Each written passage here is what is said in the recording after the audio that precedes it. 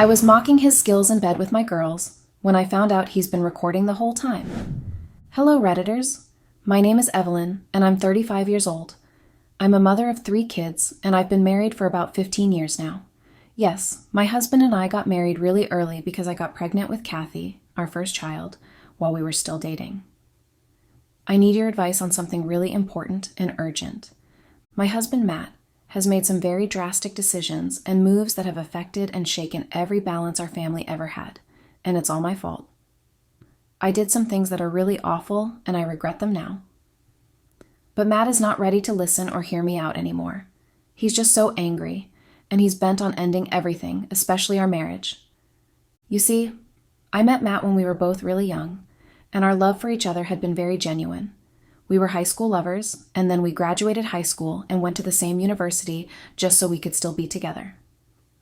But I got pregnant with our first child, and although I wanted to attempt an abortion, Matt refused and decided that we should get married.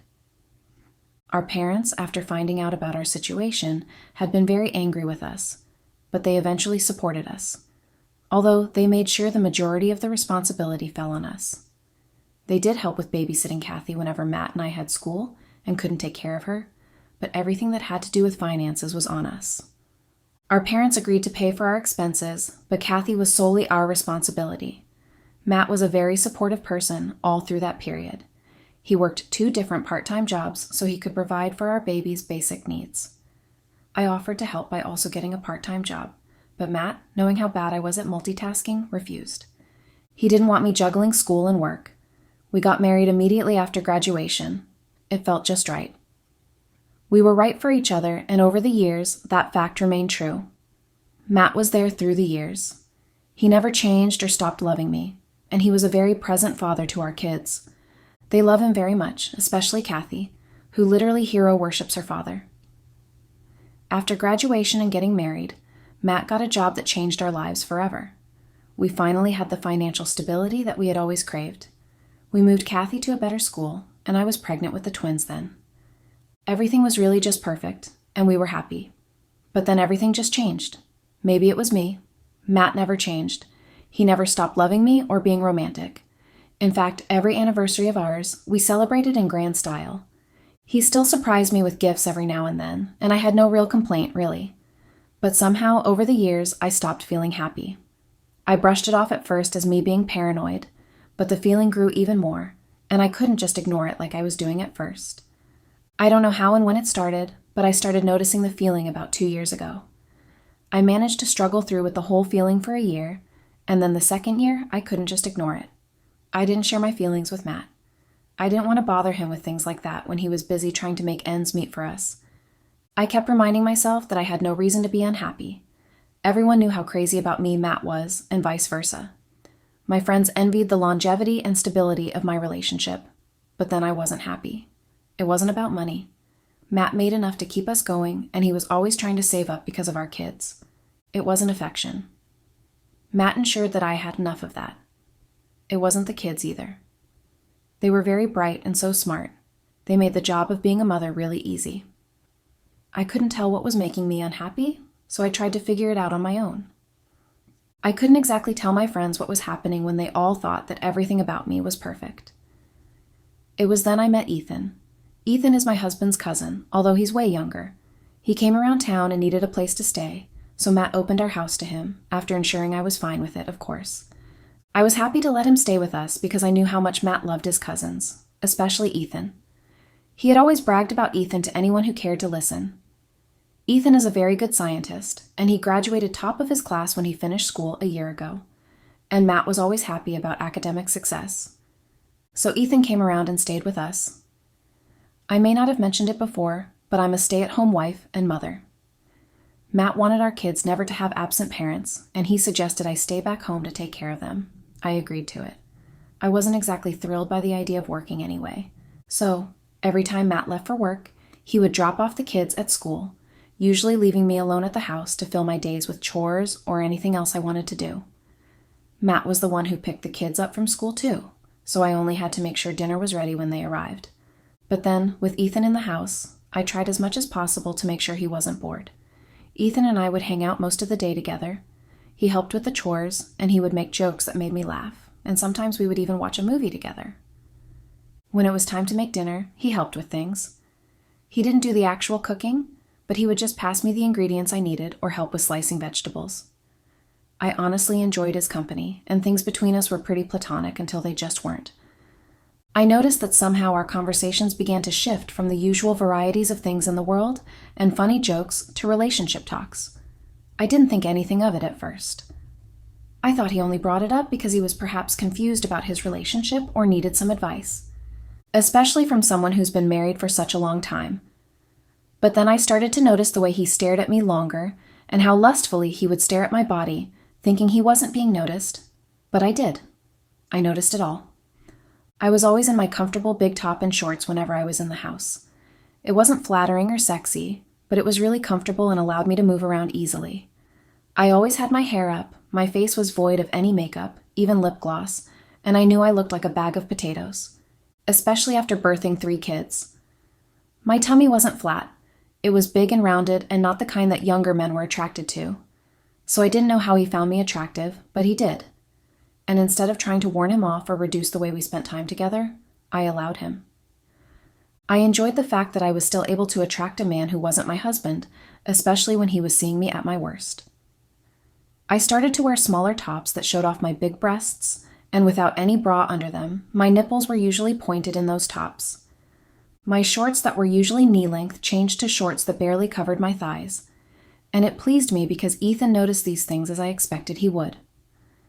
I knew he was resisting the attraction because of who I was to him, and it made me want even more to test how far he could go without breaking. One time, on purpose, I let him see me naked. The guest room was built adjacent to the master's bedroom, and if you were going to the living room or any other place in the house, you had to pass right by the door of the master's bedroom that I shared with my husband. After Matt had kissed me goodbye and left for work, while of course taking the kids along so he could drop them off at school, I executed my plans. I purposely left the door of the room open in a way that seemed unintentional, but was enough to see very clearly into the room. I took my bath, and then I sat on my bed and was cleaning myself up slowly. I knew the time Ethan passed by. I knew when he paused in his steps and stared so lustfully at me. I pretended not to see him, and I continued cleaning off the water on my body. And then I looked up and saw him right in front of the door looking at me. When he noticed that I had seen him, he quickly left. He didn't come out of his room until the afternoon that day, and when he did, he had come to apologize for the way he stared lustfully at me in the morning. I dismissed his concerns as nothing, and we continued our friendship. It was fun teasing Ethan, and I even began to forget how unhappy I was feeling. My head was filled with various ways to tempt Ethan enough to break his will, and so the unhappiness was forgotten. I realized the distraction was a nice thing, and I felt maybe it was because I was starved of attention, sexually, by my husband. Matt and I did have sex, but over the years, it became more obligatory than for pleasure. Matt was usually always tired after work, so even if we did have sex, it didn't take as long as it should to give me as much pleasure as I craved. In fact, immediately after sex, he sleeps off, leaving me almost sexually frustrated, but I didn't think anything of it. I understood Matt. He was trying to provide and keep our family afloat, and it was draining, so I couldn't exactly complain about it. I didn't even think of it as the reason for my unhappiness, but seeing Ethan around the house made me actually desperate for some sort of relief. At first, it had definitely been about the excitement of being desired and also seeing how much he could hold his own even if he was tempted. But eventually, it became an attempt to distract myself. My opportunity finally came the day Matt had to travel out of town for work. The kids decided to spend the weekend at their grandparents' place, so I was left alone with Ethan in the house. I had no intention that day to even do anything at all, and throughout that day until evening, Ethan and I were keeping our own company individually. He didn't leave his room except to make something to eat, and I didn't leave mine because I was on phone calls with my friends, and then eventually I slept off until evening. That particular evening, I had gone to Ethan's room to ask if he wanted to come watch a movie that had just come out with me in the living room. I knocked, but there was no answer, and when I tried to open the door, it opened easily. What I saw in the room was a shocking sight of Ethan relieving himself with his phone in his hand. He was so invested in what he was doing, he didn't notice me standing by the door. When I tried to peep at what he was touching himself to because there was no sound of any sort, so I knew it couldn't be pornography, I was shocked to discover it was my picture. One I had never taken before. I was cooking and concentrating on what I was doing, and Ethan must have taken my picture without me knowing. I saw the picture was zoomed in on my breasts, and my nipples were clearly obvious through the clothes. Ethan noticed me then, and he was so shocked but clearly too aroused to cover up quickly. I just stared at him, looking so aroused, and it made me horny. Ethan must have realized that fact, because he stood up and kissed me. Hesitant at first, but then, when I didn't put up any sort of resistance, he kissed me more forcefully. Before I actually came to my senses, Ethan's entire manhood was deep inside me, and I was on my back, holding onto the bedpost for support. It was very erotic, the whole experience. At that moment, I wasn't even thinking of the fact that I was married with 3 kids. Ethan made me feel like a young girl again. He didn't treat me carefully, like my body would break under rough handling or pressure, like Matt treated me. It was nothing like I had felt before. I had 2 orgasms right there within an hour. Ethan knew what to do to make me feel so pleasured. His D was way bigger than Matt's, and it just hit the right spot to make me come very easily. After the whole thing, I just picked up my clothes that were lying on the floor carelessly and walked to my room without a word to Ethan. I waited for the guilt to hit me. I had just cheated on my faithful husband of 15 years. I had just broken every sacred oath. I had just betrayed my husband. But I didn't feel any sort of guilt.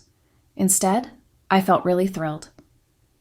My body ached in places I didn't think were possible because of the sexual activity it had just had. It felt like an exercise that was meant to stretch all the cores of my body. I felt like a young woman again, one who was very much desired. In the wee hours of the morning, I went to Ethan's room again for another round of sexual activity. He was a willing subject in the experience, which made things really easy.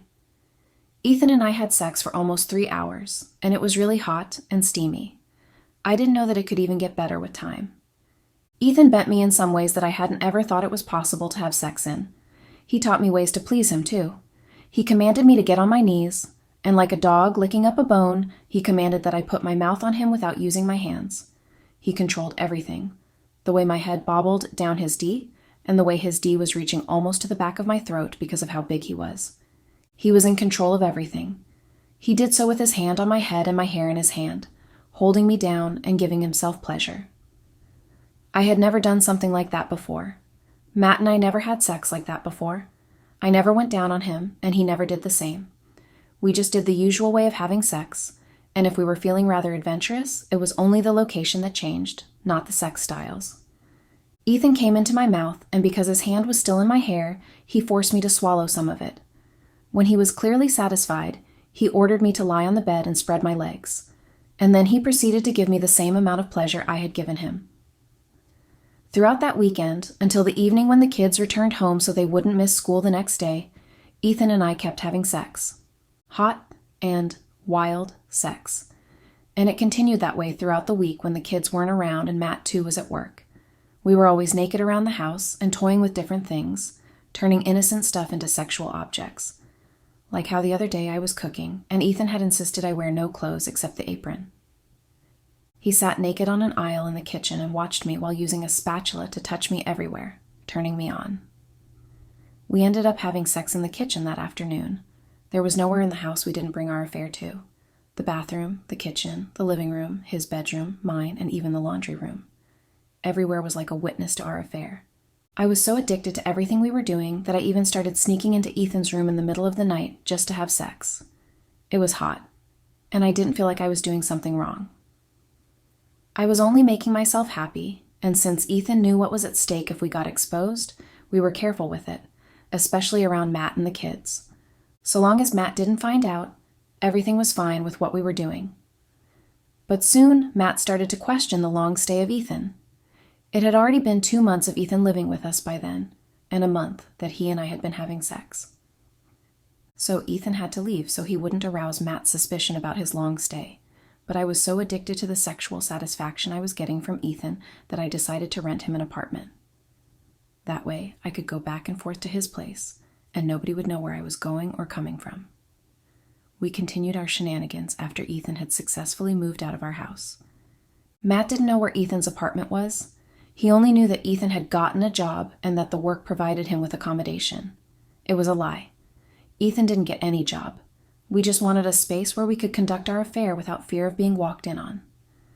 Like the other day, when Matt had apparently forgotten to take an important document with him while leaving for work, so he had come back into the house to get it. Luckily, Ethan had heard his car drive into the driveway, so we had quickly adjusted. Ethan rushed into his room, and I pretended to be sleeping because I was practically naked under the blanket. I had not even heard his car drive in. I was too aroused and feeling hot by the things Ethan was doing to me. So if Ethan had not heard Matt drive in, we would have probably been caught, and there was no explanation or excuse that would have saved us from Matt killing us both. Crazily, the fact that we were constantly checking behind our backs to see who was coming made me want more. It was exactly the thrill I needed. I wasn't unhappy anymore. Turns out all I needed was good sex. Sex with Matt became even more boring than it was before. He didn't touch me the way Ethan did, and his D didn't even reach the spots Ethan's did. I started making excuses not to have sex with Matt.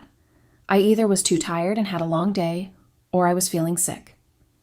On days when I didn't see Ethan, I was hanging out with the girls, and we were having fun at either a party, a spa, or a restaurant. My girls, Laura and Sammy, and I were really close, and we literally told each other everything. Well, apart from some things. At first, I didn't tell them anything about what was going on between Ethan and me, but that day, we had a bit too much alcohol, and I told them everything. I even recounted some of the sexual hot scenery between Ethan and me. My friends were shocked at first, but then they applauded me for being the only woman they knew who could manage a home and also have a lover on the side. I felt very proud. I was happy they didn't preach against it. They, in fact, asked me to tell them more about it. I told them how boring sex with Matt was, and how addicted I was to the pleasure I was getting from the whole experience with Ethan. My friends made it easy to even feel that what I was doing was right.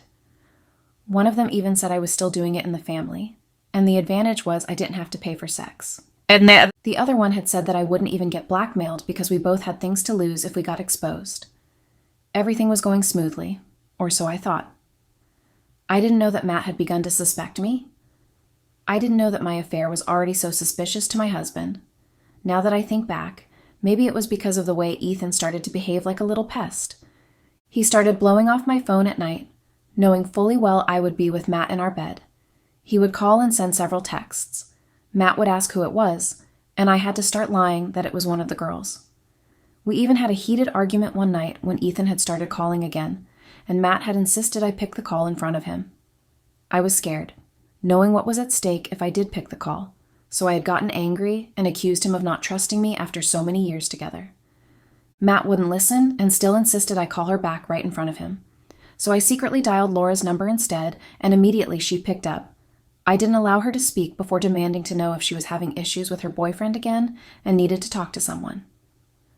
Laura caught up with what I was trying to do, and she started weeping over the phone, apologizing for blowing up my phone with calls as she didn't have anyone else to talk to. I excused myself to talk to her, and when I came back into the room, Matt apologized for suspecting me of infidelity, but I feigned anger and refused to speak to him that entire day. And then later, we were cool again. Matt didn't give me any more reasons to believe that he suspected me. In fact, I thought it was over after that night because Matt treated me even more special. He bought me the bag I'd been eyeing for the longest time, and he also bought me a dress. He did the same routines after that. He kissed me goodbye before leaving the house, and he would call to check in on me during his lunch break. I thought he was making up for suspecting me the other night, so I allowed him happily. I didn't suspect that Matt knew anything. He made me believe he trusted me completely, and I made fun of his actions with my friends. I even joked several times about his almost non-existent sexual capacity. I mocked his tiny thing with my girls, and we would laugh and compare him with Ethan. What I didn't know was that Matt had put a recorder in the new bag he got me, and he was listening to everything I was saying with the girls. He heard how I was mocking his little thing and how I called him sexually incompetent. He heard how my girls had laughed when I said it, and he heard when I told them to go back home to pretend to be a good wife. He heard everything. And I didn't know that. I even got home late that day because I'd gone over to Ethan's place for our usual routine. When I got home, Matt had pretended like he didn't know where I was coming from or what I had said with the girls. He even asked me why I was home late, and I made up some lies about not knowing so much time had passed because I was having fun with the girls. Matt didn't argue or bother to refute my lies. He let me believe that I was getting away with everything while he planned my doom.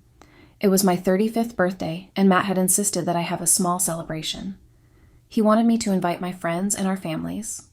Although it was up to me, I only wanted to eat a cake that day with the kids and go back to bed since my birthday was on a weekend. But Matt kept insisting I do a mini party, so I agreed. I invited everyone to our home, and Matt had my parents flown in so they could be there for me. I thought it was the sweetest thing. Well, I didn't know his plans then, so I thought it was. I even invited Ethan stupidly. I didn't want to act suspicious by not inviting him, so I did. Matt's parents lived close by, so they came around too, and we had lunch, and everywhere was quite bubbly and filled with laughter. I was happy and grateful that Matt had convinced me to bring together everyone for my special day.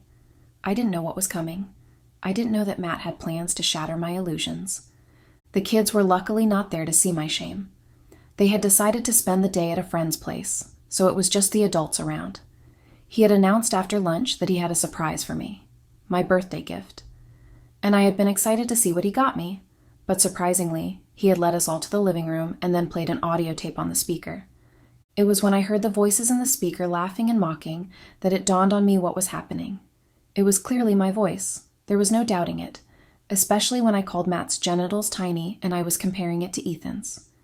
Everyone was shocked, and my friends quickly excused themselves and ran out. But I couldn't run. There was nowhere to go. Everyone turned on me and Ethan, waiting angrily for some sort of explanation. But I couldn't give any. What could I have said? That it was a joke? Or I was just messing around? There was nothing to clear out the evidence that was laid out by Matt, and Ethan's actions simply confirmed the whole thing. He went on his knees like the coward that he is and started to beg for forgiveness. He blamed me for everything and told everyone that I had seduced him. I couldn't even speak. I couldn't defend myself. I was perplexed. And then there was Matt, looking at me so differently from how he used to. There was this coldness in his eyes and hatred too. He announced right there in front of everyone that he wanted nothing to do with me again and that he was filing for a divorce. It was then the tears came, and I went down on my knees, trying to beg Matt, but he just simply looked at me in disgust and then just left. My mom just started crying and swearing at me, while my dad only comforted her and didn't say a word to me. Immediately Matt left. His parents and siblings followed him out, but not before swearing at me too. Ethan ran out after them to plead and probably also tell more lies about how I seduced him. I was left alone, on my knees in tears. Nobody stood up for me. Even the so-called friends that supported my affair were nowhere to be found. Everyone had looked at me like I was a slut. They all looked disgusted with me. I don't know how long I stayed right on that same spot, on my knees, crying my eyes out. It was then the guilt I hadn't felt ever since I started cheating on Matt came. It was so heavy that my heart felt like it was giving in under its weight. The kids met me on my knees crying, and it was only then I moved. They asked what the matter was, and I couldn't bring myself to tell them the truth, so I had lied that I was just exhausted from the party. They didn't believe me but left it at that. When they asked for their father, I lied that he went on a trip. I couldn't tell them that my secret had been found out. I couldn't tell them that I'd been discovered as a liar and a cheat. So I lied. Again. I couldn't sleep through the night. My head was just recounting the events that happened that day. Matt came home that morning, and he didn't even say anything to me, even though I kept apologizing. He just silently packed a few things and ordered the kids to do the same. He was dropping them off at their grandparents' place. It was obvious he didn't want them around me.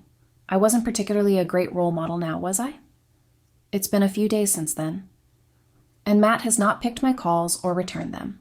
He refuses to read my numerous texts, and a day ago he had emailed me the divorce papers. I honestly do not know what to do. I'm lost and so confused. I don't know how to fix things. I don't know how to get Matt to forgive me, guys. Please help me. What can I do to fix my marriage? I don't want a divorce, and I don't want the kids to grow up in a broken home. And I know how shameless this makes me sound, but I am still in love with Matt. I love him very much, and I am deeply sorry for everything I did. What do I do, guys? Update. Hello, Reddit. It's me again. Yes, the lying and cheating queen, as you have named me. You know, it's funny how I came on this app to explain myself and seek advice, but I got none. Yes, I had known that I would probably get backlash and insulting comments, but I thought that maybe someone would see my pain, see how sorry I am, how much I regret the whole thing, and perhaps just help me or give me some sort of advice on what to do to salvage the situation. But instead, all I ever got were insults. You guys nicknamed me Cheat Queen. Your biting remarks on my post, each one feeling like a whip across my skin. The first time after my post that I actually read through your comments, I had closed down my laptop and put it as far away as possible from me while I cried for many hours. But then again, I cannot even fault you guys. I'm the one at fault. I did everything all on my own. I dug my own grave, and now I have to lie in it. I feel so horrible, honestly. This feeling of horror isn't going away. I keep recounting that one moment when Matt had looked at me, and for the first time ever since I had known him, he was looking at me with so much hatred and not the usual love I was used to. The look on his face that day stuck with me, and until this moment, even as I type this, I can still remember so clearly how he had looked at me. And I caused it. I caused everything. A real description of loneliness would probably be my life right now. I have no one. Absolutely no one on my side. Not the friends that supported me back then, not the coward I risked my whole life for, not my family, not Matt, and not even my kids. Matt hadn't needed to file for a custody lawsuit. The kids had chosen to stay with their dad. Matt hadn't needed to tell them for them to know who was at fault for our broken marriage. They chose the good person. They chose their father. And I was allowed to see them only at public places like a restaurant or somewhere else apart from where I used to call my home. Matt had thrown me out after the divorce was finalized, and now I live in an apartment with the smallest windows I've ever seen before. The more I was out of my kids' lives, the more our relationship grew estranged. Kathy barely said a word to me whenever I did meet them, and the day she had actually chosen to say something, it had been a question that completely threw me off guard and at the same time broke my heart into a million pieces. "Why did you cheat on Dad?" she asked me, and I couldn't give her a response. I couldn't talk at all. She had looked at me with eyes that looked exactly like her father. She looked at me like I had betrayed her and her siblings. I knew she must have heard from the adults talking, maybe her grandparents, about my affair being the reason for the divorce. I couldn't give her an answer, not because I didn't want to, but because I had no answer to that question. Kathy never agreed to meet me again after that day. She hates me, and knowing that she does breaks my heart more than anything in the world. The twins were conflicted and chose to follow their older sister's decision not to see me again. Now, I'm more of an outsider in a home where I had been before. I'm no longer welcomed, not only as a wife, but also as a mother, and knowing that just kills me more slowly each day. And then there's Matt. Ever since the divorce was finalized, I haven't set my eyes on him. He made himself scarce, and he was clearly leaving a message that he was done with me. My parents wouldn't even let me into their house. They are so angry with me and wouldn't forgive me. Everyone's back is turned against me, and I never knew the true meaning of loneliness until now. Feeling utterly alone in the world is the greatest punishment I could have ever received. I regret so many things now. I regret having felt the need to sleep with another man besides my husband. I regret ever lying so much to Matt's face until my lie got discovered. I regret ever having friends who felt the need to support my affair, because now they are not even helping me bear the consequences. I regret ever taking Matt's devotion to me and our kids for granted. I regret everything so much that it hurts to even breathe sometimes. Every day I wish I could wake up the next morning and everything would just be a bad dream. I would still be in my home, waking up next to Matt and getting up to get the kids ready for school. Kissing Matt goodbye and wishing him a great day at work, and having them come home to a delicious meal every evening. Things I had taken for granted over the years and felt like they were a burden. I wish so desperately for them now. And I would have had them if I hadn't been so stupid to cheat on the best man any woman would be lucky to have. I've lost everything, and now there's no hope for the future. This is my last post here, guys. I wish no one will go through what I am going through right now. I hope you learned a lesson or two from my very miserable life now. Thanks and goodbye.